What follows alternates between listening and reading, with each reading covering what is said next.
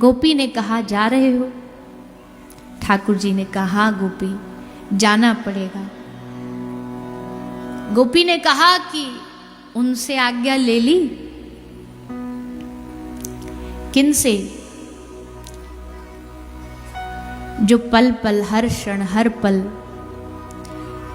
तुम्हारे लिए जीती है, जो हर क्षण तुम्हारा नाम का उच्चारण करती हैं, जिनके हृदय में तुम बसे हो और जो तुम्हारे हृदय में बसी हैं, उन किशोरी जी से आज्ञा ली?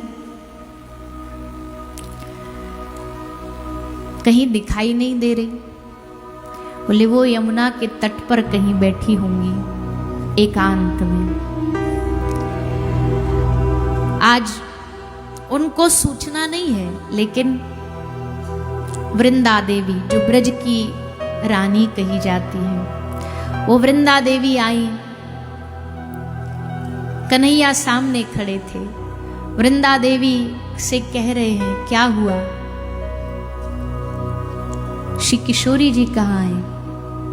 वे यमुना के तट पर बैठी हैं। किसी की हिम्मत नहीं है उन्हें कहने की, बोलने की, क्योंकि सारा ब्रज इस बात को सहन कर सकता है, लेकिन उनको कौन जा करके बताए कि प्रियतम जा रहे हैं।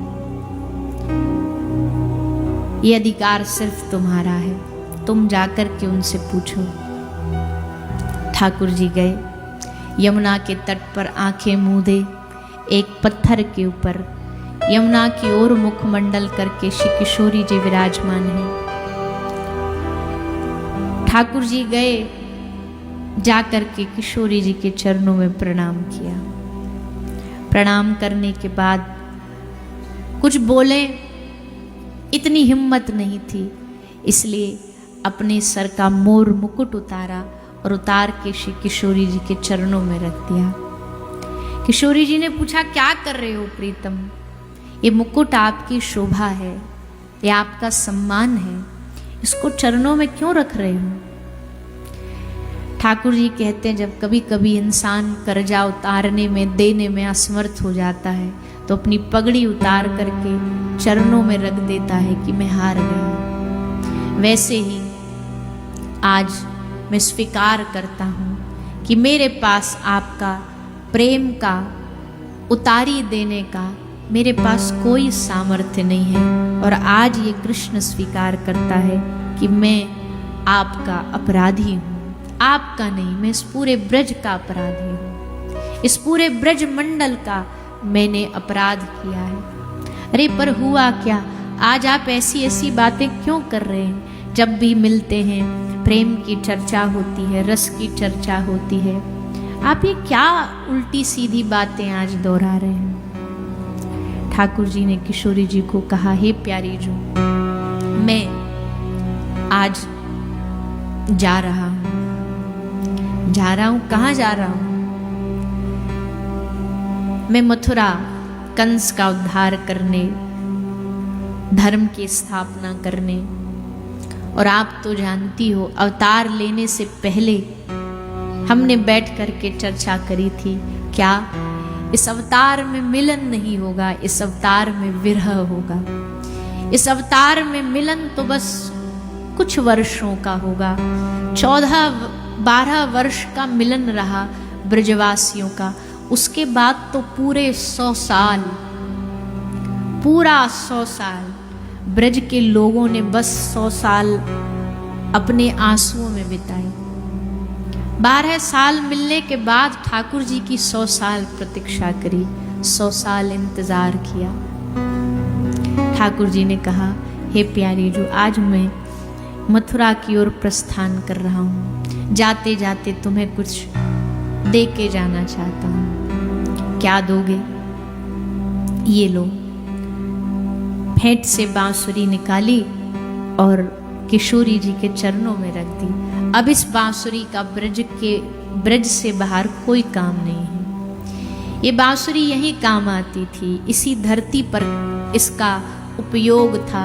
अब मथुरा ले जाके क्या करूँगा? ये आपके पास धरोहर है, आप इसे रखो, और जब भी मेरी याद आए तो आप इस बांसुरी को बजा देना। श्री किशोरी जी सुन करके हंसी, क्योंकि कभी कभी विरह अवस्था इतनी बढ़ जाती है जब आंसू नहीं आते। हंसी, खूब जोर से हंसी। बोले तुम बात ही उल्टी करते हो, कहते हो कि जब जाए तो इसको बजा लेना, बांसुरी कभी नहीं बजेगी। क्यों नहीं बजेगी? क्योंकि प्रियतम याद तो उसकी आती है जो कभी हृदय से भूला जाता हो। जब तुम्हें ये ब्रज भूल ही नहीं पाएगा तो याद की तो प्रश्न ही नहीं उठता। पर चलो, रखी है तुम्हारी बांसुरी मेरे पास धरोवर, जब मन करे तो ले लेना। ठाकुर जी ने कहा, हे प्यारी जो, आज ये ब्रज में आपके भरोसे छोड़ के जा रहा हूं। आज के बाद इस ब्रज को आप संभालना। मैया यशोदा, बाबा, ब्रज की गोपियां, ग्वाला, सबको आप संभालना। विदा लेकर के ठाकुर जी वहां से चले। रथ चला, पूरा ब्रज अश्रुभीनी विदाई करता है।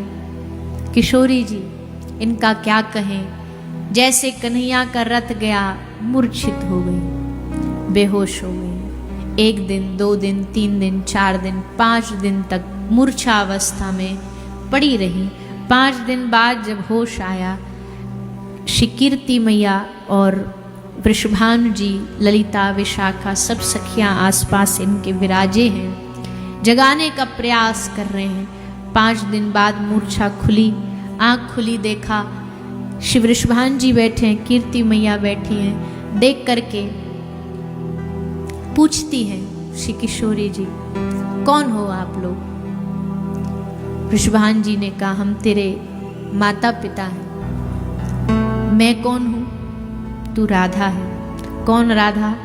श्याम सुंदर की राधा। जैसे नाम श्याम सुंदर सुना, फिर से मूर्छित हो गई, फिर से मूर्छित हो गई।